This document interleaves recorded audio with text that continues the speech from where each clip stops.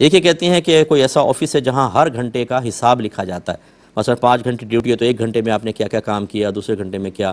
تو کہتی ہیں کہ کیا ایسا ہو سکتا ہے کہ 1 گھنٹے میں جیسے ہم زیادہ کام کر لیں اور دوسرے گھنٹے میں ہم اپنے آپ کو ریلیف دے دیں یا کسی اور کام میں مشغول ہو جائیں، اور جو زیادہ کام کیا تھا اس کو یہاں ایڈجسٹ کر لیں. دیکھیں اس طریقے سے نہیں ہوگا. ہر گھنٹے کا جب وہاں پہ کہا گیا ہے کہ ہر گھنٹے کا الگ حساب ہے تو ہر گھنٹے کا علیحدہ ہوگا، آپ اس کو نہیں کر سکتے.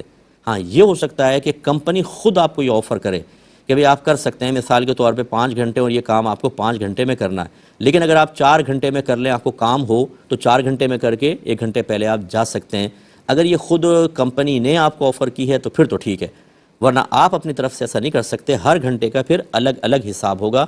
جس گھنٹے میں کوئی کام کی کوتاہی ہوگی اس گھنٹے کے اندر اتنے منٹس اور اتنی دیر کی تنخواہ آپ نہیں لے سکتے. دیکھیں یہ حرام حلال کے مسائل ہیں. بعض لوگ کہتے ہیں یار کہاں اتنی باریکیوں میں جائے آدمی. آپ نہ جائیں، آخرت کی باریکیاں دیکھیں پھر آپ وہاں پر. اللہ تبارک و تعالیٰ تو آپ کو نہیں چھوڑے گا. آپ کسی کا حق مار رہے ہیں. جس کی کمپنی ہے وہ بھی ایک آدمی ہے، وہ بھی ایک انسان ہے.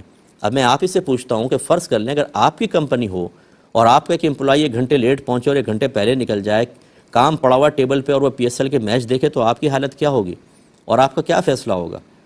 تو اس کا مطلب یہ ہوا کہ جو اپنے لیے پسند کریں وہ دوسرے کے لیے بھی تو پسند کریں. تو یہی ہمارا مذہب کہتا ہے، اس سے ایمان کی کاملیت حاصل ہوتی ہے. نبی کریم نے فرمایا کہ جو اپنے لیے پسند کرو، اپنے مسلمان بھائی کے لیے پسند کرو، تمہارا ایمان کامل ہو جائے گا. تو اس لیے اس کو فوراً معمولی سی بات کہہ کر جی اتنی باریکیاں کہاں ہیں دین کے اندر یار، اتنی چھوٹی چھوٹی باتوں کا خیال. جی یہ چھوٹی چھوٹی باتوں کا، جہاں حقوق العباد کا معاملہ ہوتا ہے وہاں تو بہت ہی چھوٹی چھوٹی باتوں کا خیال کرنا ہوتا ہے.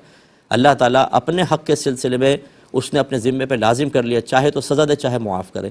لیکن بندوں کے سلسلے میں اس نے اپنے اوپر لازم کر لیا کہ جب تک مظلوم راضی نہیں ہوگا اللہ تعالیٰ ظالم کو نہیں بخشے گا. اس لیے یہاں تو بھائی بہت ہی باریکیوں کا لحاظ کرنا ہی ہوگا. ایک